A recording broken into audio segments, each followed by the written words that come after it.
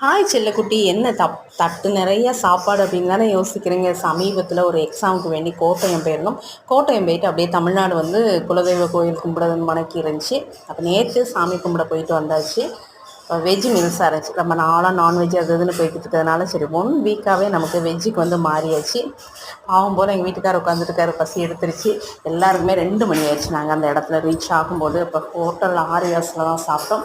அதில் வெஜ்ஜுனாலுமே நல்ல திருப்தியாக இருந்துச்சு. தம்பி மட்டும் வந்து ஃப்ரைட் ரைஸ் சாப்பிட்டான், வெஜ் ஃப்ரைட் ரைஸ் சாப்பிட்டான். பொதுவாகவே நம்ம ட்ராவல் அப்படிங்கும்போது நமக்கு அந்த ஒரு டயர்ட்னஸ் இருந்தாலும் நல்லா ஹெவியாக சாப்பிடும்போது கொஞ்சம் கூட மாறி தெரியும். எதிர்பார்ப்புடன் என் பையன் வந்து இருக்கான். அந்த 2-3 நாளுமே ரொம்ப பிஸியான ஒரு டே அப்படின்னு தான் சொல்ல முடியும். நல்லா தயிர், மோர், வெங்காயம் அப்படின்னு எல்லாம் ஒரு கட்டு கட்டியாச்சு. அதுவும் இந்த நோன்பு சமயத்தில் வந்து வெஜ் மீல்ஸ் வந்து உண்மைக்கே தேவாமிர்தமாக தான் இருக்கும். மற்ற நேரம்லாம் நினைப்போம், நம்ம இந்த சாமி கும்பிட்ற நேரம் மட்டும் நமக்கு அது எங்கேருந்து தான் அப்படி ஒரு பக்தி வருமோ. எதை பார்த்தாலும் மணந்தாலும் சரி நினைக்க மாட்டோம். இதில் என்ன அப்படின்னா மீன் மணவங்க பாப்பா சொல்லா, ஐயம்மா பயங்கரமாக மீன் மணக்குமா அப்படின்ட்டா.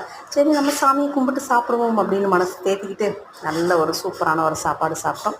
இதில் என்ன அப்படின்னா ஒரு ப்ரௌனி வேறு தம்பியும் பாப்பாவும் ஆர்டர் பண்ணிட்டாங்க. அதை வாங்கி குத்தி கொலை பண்ணி கட் பண்ணவே முடியலை.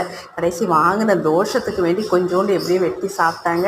எங்களோட வீடியோஸ் பிடிச்சிருந்தா லைக் பண்ணுங்கள், கமெண்ட் பண்ணுங்கள், ஷேர் பண்ணுங்கள். இந்த வீடியோ நான் வாய்ஸ் கொடுக்குறது எங்கள் வீட்டில் புளியங்குடியிலேருந்து நான் கொடுக்குறேன். தேங்க்யூ.